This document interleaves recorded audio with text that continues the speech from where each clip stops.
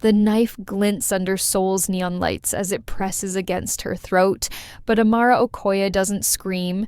She stares into the eyes of her attacker, then past him, to the man emerging from the black Mercedes.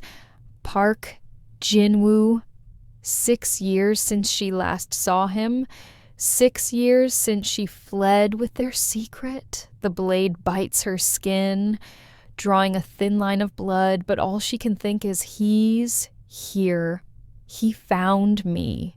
Jinwoo's expression shifts from cold fury to something feral when he sees her face, and in that microsecond, everything Amara built to forget him crumbles to ash.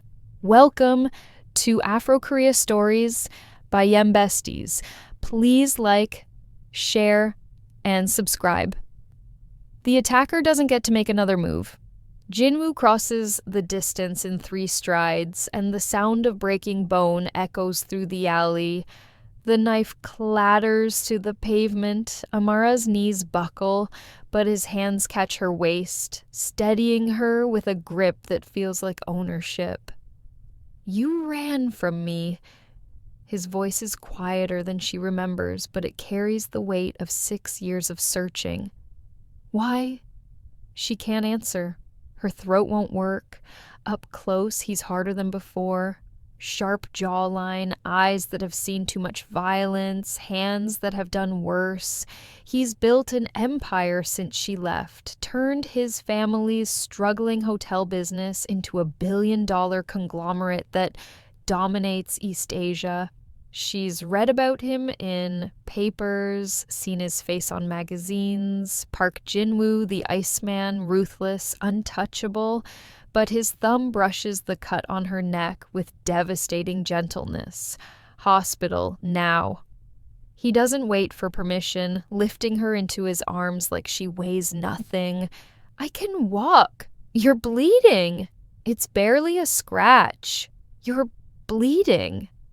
Each word is bitten off, final. In his car, leather seats and tinted windows cocooning them, Amara becomes hyper-aware of every point where their bodies connect. His arm behind her shoulders, her hip pressed against his thigh, the heat radiating from him, same as it was 6 years ago when they were different people. What are you doing in Seoul? His jaw tightens. You disappeared, changed your number, deleted every social media account. I looked for you for 2 years before I... He stops himself. Before he gave up, she finishes silently. Before he moved on. I'm here for work, she says. Architectural consultation for the new cultural center. His eyes narrow. You designed that? Co-designed. The project won international bidding.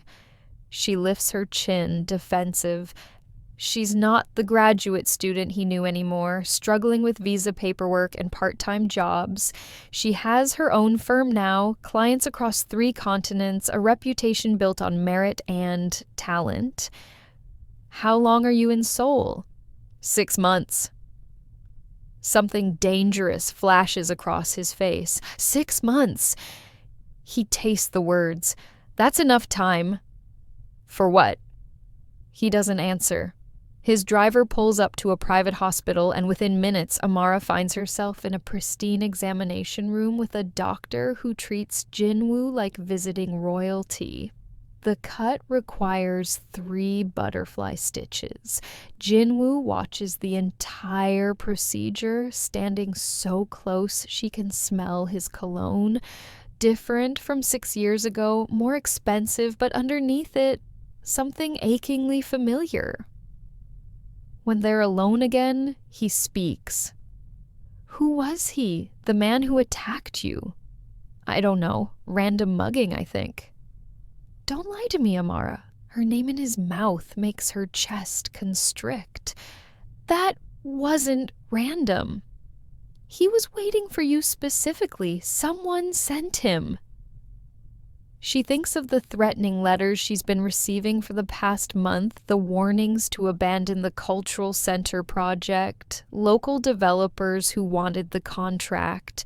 She'd reported them to the police, But nothing came of it. "It's handled," she says. "It's not." He steps closer, crowding her space. "You don't understand what Seoul is like now. The business world here, it's war. And you just walked into the middle of it. I can take care of myself." His laugh is bitter, like you did tonight. The anger she's been suppressing erupts. "What do you want from me, Jinwoo? You want gratitude? Fine, thank you for saving me. Now we can go back to being strangers." Strangers. He catches her wrist, thumb finding her racing pulse. "Is that what we are?" "Yes." "Then why is your heart trying to break out of your chest?" She jerks away. 6 years is a long time. People change. Not this. His eyes drop to her mouth and the air between them ignites. "This hasn't changed. Tell me you don't feel it." She can't. God help her, she can't. Her phone rings, shattering the moment. She fumbles it out of her purse, sees her business partner's name. "I need to take this." He steps back, giving her space, but not leaving. She turns away, answers. "Amara, where are you?" Kiyoma's voice is tight with worry. "The police called. They said someone tried to attack you?" "I'm fine, just finishing up at the hospital." "Hospital? What hospital?" "I'm coming." "No, it's okay. Really, just a scratch. I'll be back at the hotel soon." This is because of the project, isn't it? Those developers, we don't know that. We know enough. Amara, maybe we should reconsider. If they're willing to get violent, we're not backing down. Her voice hardens. We won the contract, fair and square. This building is going to get built. After she hangs up, Jinwoo is studying her with unreadable intensity. "This project means that much to you?" "It's the biggest commission of my career, and it's for the African diaspora community in Korea, a cultural center that represents home for thousands of people who feel invisible here." She meets his eyes. "Yes, it means that much." Something shifts in his expression. Respect, maybe, or recognition. "Then you'll need protection." "I have security." "Not good enough." He pulls out his phone, types rapidly. "I'm assigning my personal security team to you. They're former military intelligence, the best in the country." "Jinwoo, I can't accept." "You can and you will." His tone brooks no argument. "Consider it repayment for an old debt." "What debt?" His eyes meet hers, and for the first time tonight she sees vulnerability flicker beneath the ice. "You left without saying goodbye, without letting me explain. You took something from me, Amara." His voice drops. "The least you can do is let me keep you alive." The words hit like a fist. She thinks of their last night together 6 years ago. The pregnancy test in her shaking hands, the conversation she overheard between Jinwoo and his father. That African girl is nothing but a distraction. She'll ruin your future. The family will never accept her. And Jinwoo's terrible silence after. She'd left that night, flew back to Nigeria, lost the baby 3 weeks later. She never told him any of it. "1 week," she hears herself say. "Your security team can shadow me for 1 week. If there are no more incidents, they're gone. 1 month? 2 weeks, final offer?" His jaw works. 2 weeks? But if anything happens before then, you don't get a vote anymore. She should argue, should tell him he can't make demands about her life, but exhaustion is crashing over her, and the cut on her neck throbs, and all she wants is to collapse into bed and pretend tonight never happened. "Take me to my hotel." In the car, silence stretches between them like a living thing. Seoul's lights blur past the windows, beautiful and alien. She'd forgotten how overwhelming this city is. Millions of people stacked on top of each other, neon and concrete, and ambition burning so bright it hurts to look at. "You never answered my question," Jinwoo says quietly. "Why did you run?" She closes her eyes. "You know why." "I don't. Your father. My father is dead." The words are flat, emotionless. Heart attack 3 years ago. Whatever he said to you, whatever he did, it doesn't matter anymore. She cuts him off. We were kids, Jinwoo. We wanted different things. It wouldn't have worked. "Is that what you tell yourself?" She doesn't answer. Can't. When they reach her hotel, a modest business class place, nothing like the luxury properties Jinwoo owns, he walks her to the lobby. "My head of security will contact you tomorrow morning. His name is Kang Taemin, former NIS agent. You can trust him." "Okay." They stand there, 2 feet of charged space between them. "Amara." Her name again, wrecking her. "I meant what I said. 6 months is enough time." "For what?" she whispers. He leans in, close enough that his breath ghosts across her lips. "To make you remember why you ran. And to make sure you never do it again." Then he's gone, striding back to his car like he didn't just detonate a bomb in her chest. Upstairs in her room, Amara strips off her blood-stained blazer and stares at herself in the bathroom mirror. The butterfly stitches stand out starkly against her brown skin.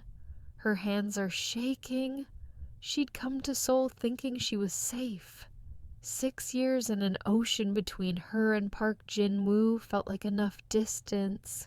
She'd built a new life, successful, independent, strong, but one look from him, one touch, and she's 25 again, reckless and desperate and so stupidly in love it consumed her. Her phone buzzes, unknown number. "Sleep well, Amara, my men are outside your hotel. You're safe now." She should tell him to back off, should maintain boundaries, should remember all the reasons she left. Instead, she saves his number. The knock comes at 7 a.m. sharp. Amara opens the door to find a man built like a weapon, compact, controlled, eyes that catalog everything in microseconds. "Ms. Okoye, I'm Kang Taemin." He bows slightly. "Mr. Park assigned me to your security detail." "Of course he did." She steps aside, letting him in. "Coffee?" "Thank you. No. I need to brief you on protocols." He pulls out a tablet, all business. "We've identified the man who attacked you last night. Lee Sang-wook, enforcer for the Hwang construction family. They've been attempting to intimidate foreign contractors for the past year." Amara's blood chills. "The Hwangs put out a hit on me?" "Not exactly. More like a warning. But warnings escalate." Taemin's expression doesn't change. Mr. Park has made it clear you're under his protection now." That will give them pause. "I don't need his protection." "With respect, Ms. Okoye, you do?" Taemin meets her eyes. "The Hwangs have connections to organized crime. They don't play by legal rules. Park Jin-woo is the only person in Seoul they genuinely fear." The words settle over her. She thinks of Jin-woo last night, the casual violence with which he broke her attacker's arm, the cold fury in his eyes. "What is he now?" she asks quietly. "I read about his businesses, but that's not the whole story, is it?" Taemin hesitates. "Mr. Park operates in the gray spaces, legal mostly, but he has, reach. People owe him favors. Important people. He's not mafia, but he's not entirely legitimate either." A pause. "He's powerful enough that crossing him has consequences. And he's willing to go to war with the Hwangs over me?" He already has. The message was sent last night. They won't touch you again.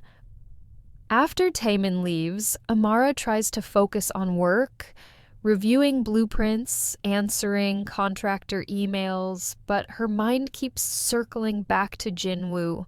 The man she knew 6 years ago was ambitious but idealistic, fighting his traditional family to build something meaningful. This version is harder, darker, someone who inspires fear. What happened to him? Her business partner, Hyoma, calls at noon, voice tight with stress. The Hwangs just pulled their subcontracting bid, completely withdrew from the project. Amara goes still. When? An hour ago, no explanation. They just backed off. Jinwoo, it had to be. He'd made them retreat. That's good news, Hyoma continues, oblivious. One less obstacle, but Amara, I'm worried. If they were willing to send someone after you... It's handled. I have security now. Since when? Since last night. She doesn't elaborate. Can't explain that her ex-boyfriend, the man she fled from 6 years ago, has somehow become her protector. That afternoon, she's at the construction site when a black Mercedes pulls up. Jinwoo emerges in a charcoal suit that probably costs more than her monthly hotel bill. Workers stop and stare. Everyone knows who he is. He walks straight to her, ignoring the foreman trying to greet him. Dinner, tonight. Not a question, a demand. I have plans, she lies. Cancel them. Jinwoo, you owe me a conversation, Amara. A real one, 6 years worth. His eyes hold hers, and beneath the command, she sees something raw. Please. The please undoes her. What time? 7. I'll pick you up. He's gone before she can argue. Hyoma, standing nearby, whistles low. Who the hell was that? Trouble, Amara mutters. Trouble in a $10,000 suit. Hyoma grins. Girl, if you don't want him, it's complicated. Uncomplicated. That man looks at you like you're oxygen. At 7, Amara wears a gold wrap dress that clings to her curves, her natural hair in a high puff, armor disguised as elegance. When Jinwoo sees her, something flares in his eyes, possession and hunger, and something almost like pain. The restaurant is exclusive, top floor of one of his hotels. The entire place has been reserved for just them. Floor-to-ceiling windows showcase Seoul's glittering skyline. Subtle, she murmurs as he pulls out her chair. I wanted privacy. Wine arrives, something red and expensive. She takes a sip, needs the fortification. Why did you really leave? Jinwoo asks without preamble. Don't give me the easy answer. Tell me the truth. She swirls her wine, watching the light catch in it. I heard you and your father, that last night. His face hardens. What did you hear? That I was a distraction, that I'd ruin your future, that your family would never accept me. She finally meets his eyes, and you didn't defend me. You just stood there silent while he called me nothing. Jinwoo sets down his glass carefully. I was silent because I was choosing my moment, planning how to tell him I didn't give a damn what the family thought, that I was going to marry you anyway. The words hit like lightning. What? I had the ring in my pocket, Amara. I was going to propose that weekend, take you away from Seoul, start fresh somewhere he couldn't touch us.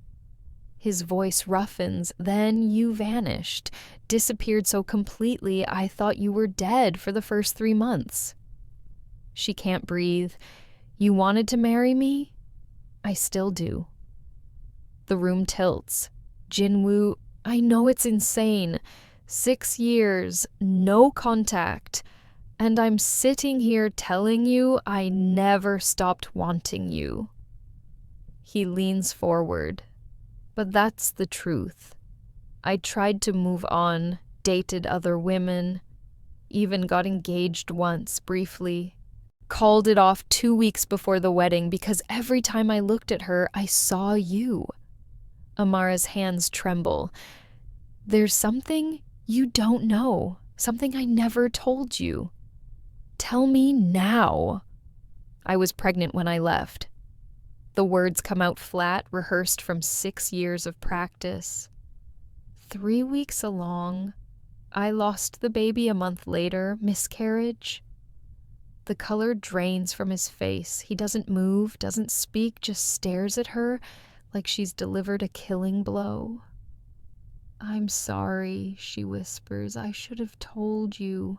But after what your father said, after hearing your silence, I couldn't. I thought you'd see it as a trap, or worse, that you'd offer to pay for an abortion just to be free of me. Stop. His voice cracks. Stop talking. He stands abruptly, walks to the window, back rigid. She watches him struggle for control, sees the moment his shoulders start shaking. She goes to him, touches his back gently. Jinwoo. He turns and his eyes are wet. I had a child. We had a child. For a little while. Why didn't you tell me? The anguish in his voice breaks her. Even after you lost the baby, why didn't you call? Let me grieve with you. I would have come. I would have dropped everything and come. I was scared and hurt and 25 and stupid. Tears slide down her face. I'm sorry. I'm so sorry. He pulls her into his arms, then crushing her against his chest. She feels his heart hammering, feels his breath ragged against her hair. I would have chosen you, he says into her neck. Over my father, over the company, over everything, I would have chosen you. They stand like that for long minutes, holding each other while Seoul blazes beyond the windows. When they finally pull apart, his thumb catches her tears. We can't get back those 6 years, he says, but we have now. We have 6 months. Jinwoo, I don't know if... Then don't know. Don't decide. Just stay. Have dinner with me. Let me court you properly this time. His smile is crooked, vulnerable. Let me prove I'm not the boy who stayed silent. I'm the man who will burn the world down before I lose you again. She should say no, should protect herself, but she's tired of running. Okay, she whispers. His kiss is inevitable, soft at first, questioning, then deeper when she responds. He tastes like wine and desperation, and when his hands tighten on her waist, she melts into him. 6 years dissolve. She's 25 again, in his tiny apartment, learning what it means to be consumed by another person. He breaks away first, breathing hard. Not here, not like this. His forehead rests against hers. I want to do this right. They eat dinner slowly, talking carefully around the grief between them. He tells her about building his empire, the ruthless choices he made, the enemies he collected. She tells him about establishing her firm in Lagos, the sexism she fought, the buildings she's created across Africa. I'm proud of you, he says. What you've built, it's extraordinary. So is what you've built. Mine is just money and power. Yours actually matters. Don't diminish what you've done. He reaches across the table, takes her hand. I became this version of myself to be worthy of you, to build something so secure, so untouchable that no one could ever tell me again that I couldn't have what I wanted. Jinwoo, it's the truth. Every decision, every acquisition, every risk, it was all to prove I was good enough for the woman who left me. The confession shatters something in her chest. You were always good enough. Then why did you leave? Because I was scared, because I didn't believe you'd choose me, because I've spent my whole life feeling like I have to be exceptional just to be seen, and your father confirmed every insecurity I'd ever had. She squeezes his hand. I ran because staying felt impossible. And now? Now I'm older, stronger, less willing to run from hard things. She meets his eyes, but I'm also more cautious. I know what it costs to love you. What if I promise the cost will be worth it? You can't promise that. Watch me. He drives her back to the hotel himself, dismissing his driver. In the car, his hand finds hers, thumb tracing circles on her palm. The Huangs won't bother you again, he says, but there are others. Rival developers, politicians who want the land for other projects. This cultural center, it threatens powerful interests. I know. Let me help. Not just with security, with permits, with political pressure, with whatever you need. Jinwoo, I can't. You can, and you will.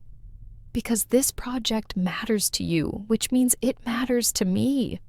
His grip tightens. I meant what I said 6 years ago, even though I never got to say it out loud. I choose you over everything else. I choose you.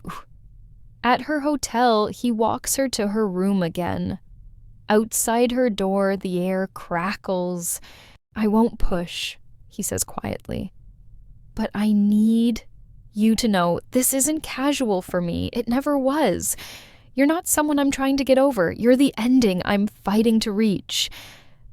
She should tell him to slow down, should protect her heart.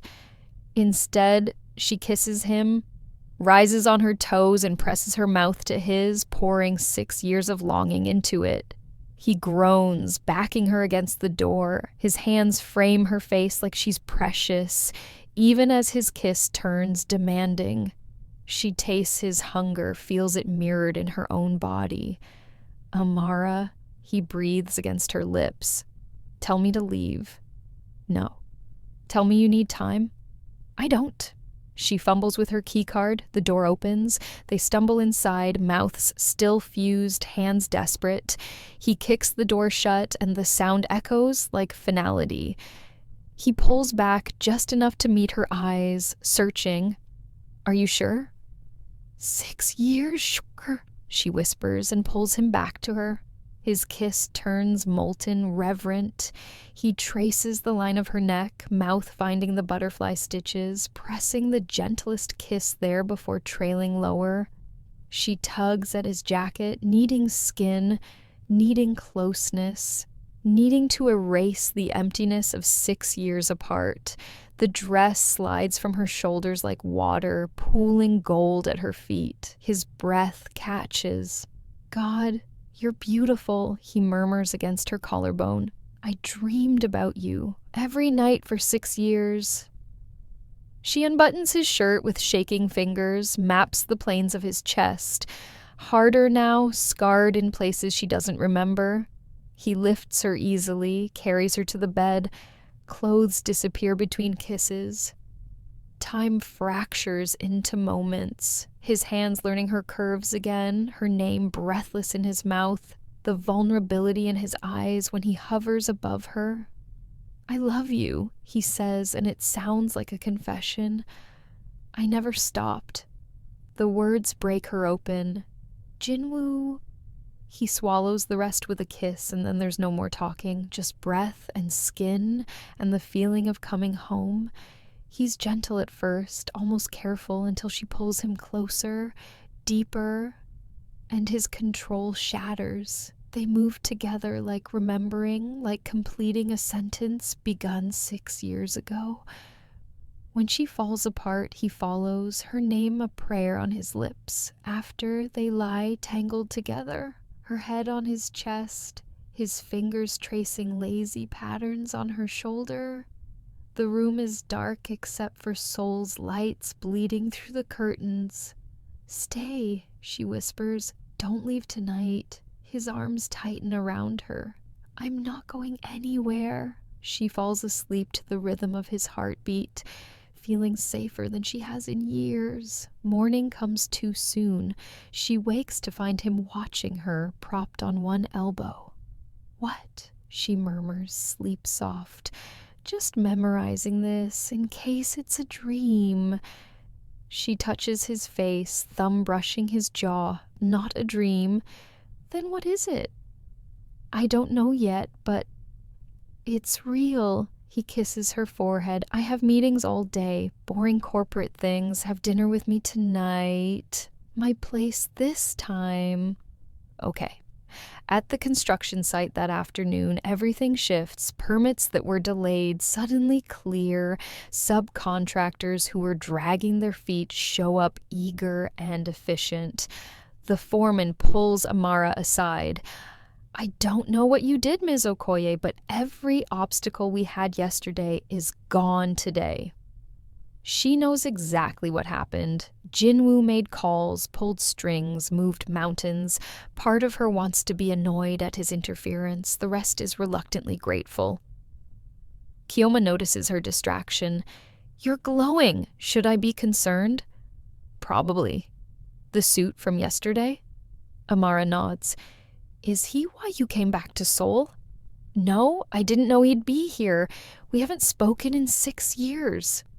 Kyoma's eyebrows rise. "And now?" "Now it's complicated." "Girl, uncomplicate it. Life's too short." That evening, Jinwoo's penthouse takes her breath away.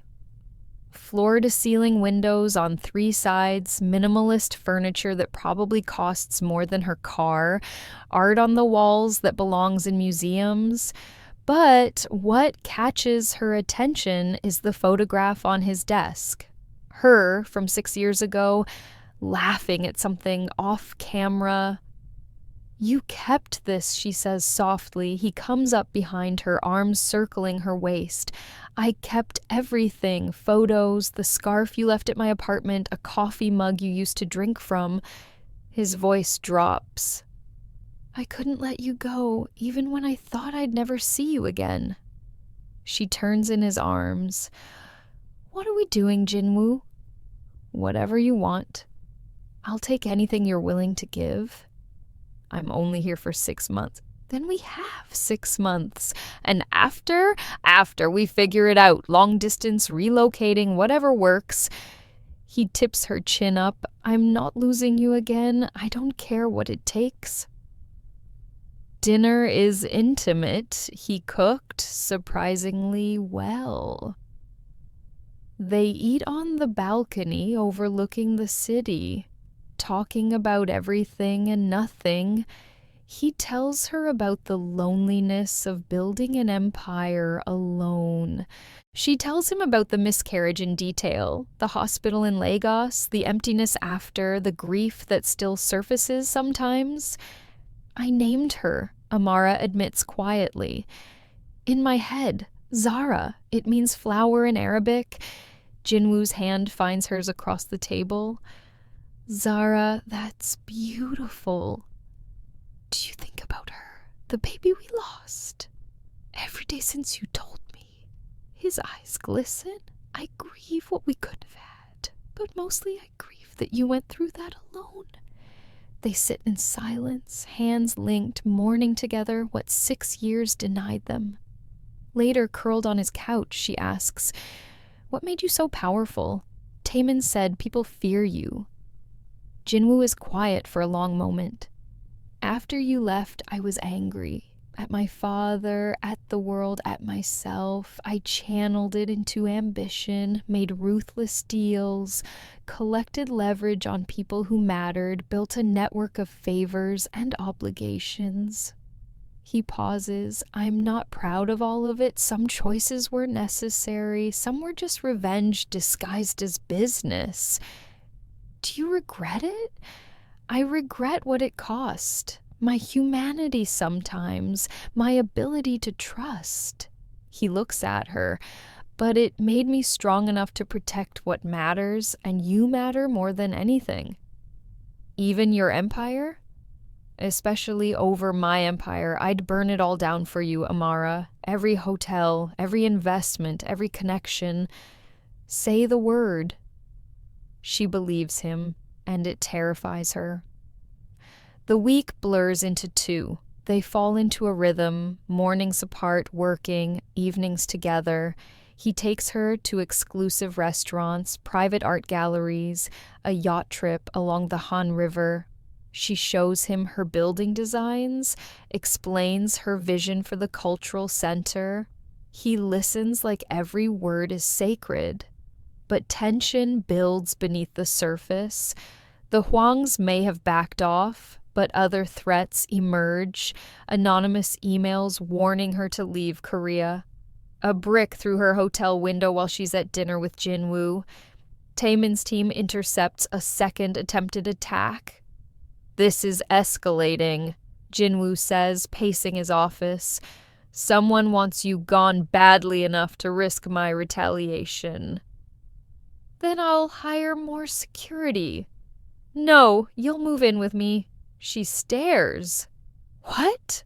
"My building has military-grade security. Penthouse floor is fortress level. You'll be safe there."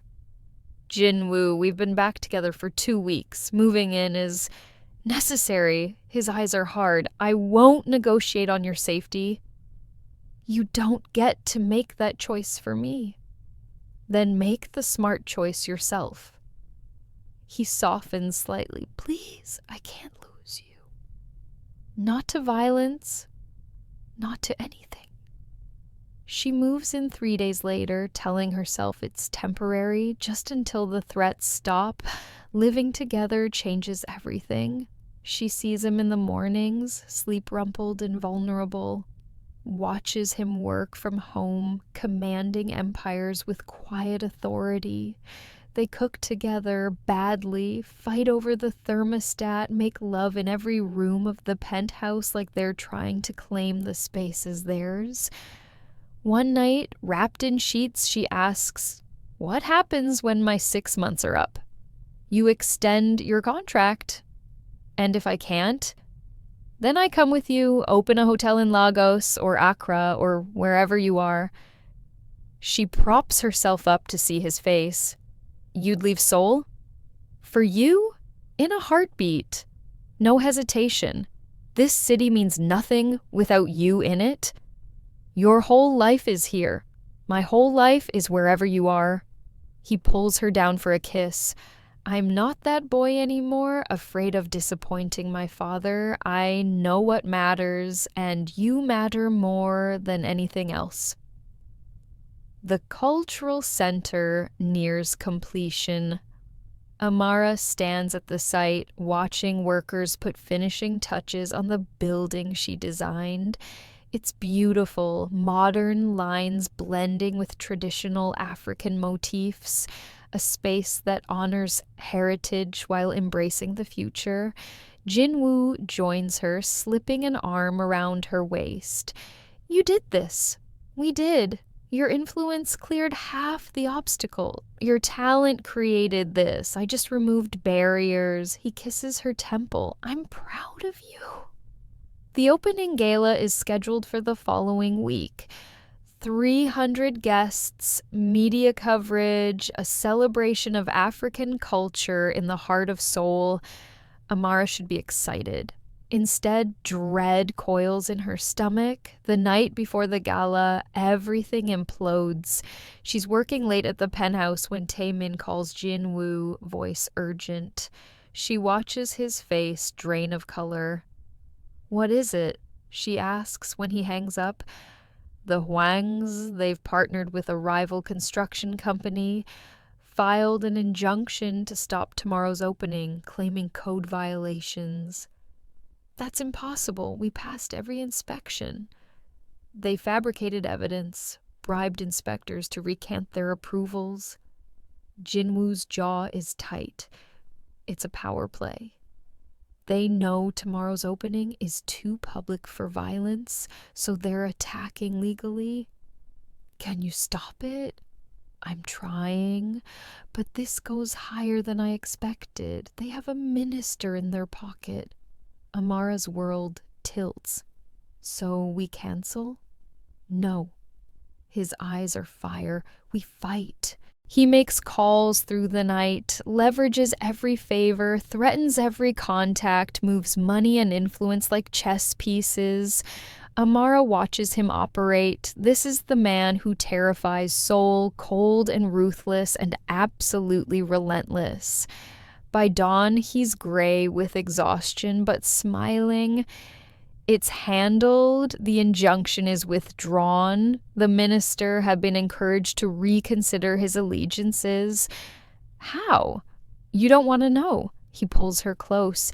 Just trust that anyone who tries to hurt you will regret it for the rest of their life. The gala is perfect. The building gleams under lights, filled with art and music and the mingled scents of Nigerian jollof rice and Korean kimchi. Diaspora communities from across Asia gather, celebrating this space that finally sees them. Amara gives a speech, voice shaking with emotion. Jinwoo watches from the front row, eyes never leaving her face. After, as guests mingle, he finds her on the balcony. "You did it," he says. "6 months in Seoul, and you built something that will outlast us both." "My contract is up next week." "I know. I have to go back to Lagos. There are projects waiting, clients depending on me." "I know that too." He takes her hand. "So I'm coming with you."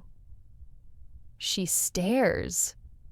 "Jinwoo, I already started arrangements, opening a Park Hotel's location in Lagos, transferring operational control of the Korean businesses to my executive team." He smiles. "Turns out empires run fine without you if you hire the right people.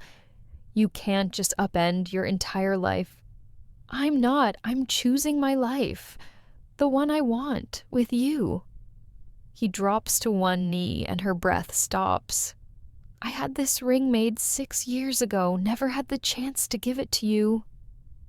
He opens a box, revealing a stunning diamond flanked by sapphires. "Marry me, Amara, not because of the baby we lost or the years we missed. Marry me because you're my ending, my purpose, the only thing I've ever wanted that money can't buy." Tears stream down her face. "Yes, God, yes." The ring slides on perfectly, like it was always meant to be there. He stands kissing her while Seoul's lights blur around them. "I love you," she whispers against his mouth. "I'm sorry I ran. I'm sorry for the wasted years." "No regrets. We needed those years to become who we are now, strong enough to choose each other fully." 6 weeks later, they marry in a small ceremony in Lagos.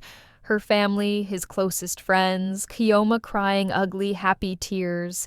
Amara wears gold, stunning against her skin. Jinwoo can't stop staring. At the reception, her mother pulls him aside. "You hurt my daughter. I don't care how rich you are. I will end you." He grins. "I'd expect nothing less." A year passes. Jinwoo thrives in Lagos. The Park Hotel, a massive success. Amara's firm expands, taking on projects across 3 continents. They fight sometimes about work-life balance, about whose family to visit for holidays, about his persistent overprotectiveness, but they always come back to each other. One morning, Amara wakes to find him watching her again. "What?" she murmurs, smiling. "I have news. Good or bad?" "Depends on your perspective." He takes her hand, places it on his chest. "Remember when you said you wanted to fill our house with noise?" Her heart skips. "Jinwoo, you're pregnant. 3 weeks. I noticed the symptoms before you did." She stares at him, then scrambles out of bed, running to the bathroom. The test confirms it. 2 bright lines. She emerges to find him standing in the doorway, eyes wet. "We're having a baby," she whispers. "We're having a baby." He crosses to her, hands cradling her face, and this time, I'm here for every moment, every doctor's visit, every midnight craving. I'm not missing a second. They hold each other, crying and laughing, grief and joy tangled together. 9 months later, Zara Park Okoye enters the world screaming. She has her mother's brown skin and her father's eyes, and she's the most beautiful thing either of them has ever seen. Jinwoo holds his daughter with shaking hands, tears streaming. "Thank you," he tells Amara, "for running, for coming back, for giving me this." "We gave each other this," she corrects, exhausted and radiant. He leans down, kisses her forehead, then their daughters. "My girls, my whole world." Years later, Amara will tell this story to Zara, how she and Jinwoo found each other twice, how love is worth fighting for, even when it seems impossible, how sometimes running away is just the long road home. But tonight, they simply exist together, a family forged from separation, strengthened by loss, and finally perfectly whole. In the end, love won. Not easily, not without scars, but completely, devastatingly, forever. The African woman and the Korean man who found each other across continents, across pain, across 6 years of silence, they chose love, and love chose them back.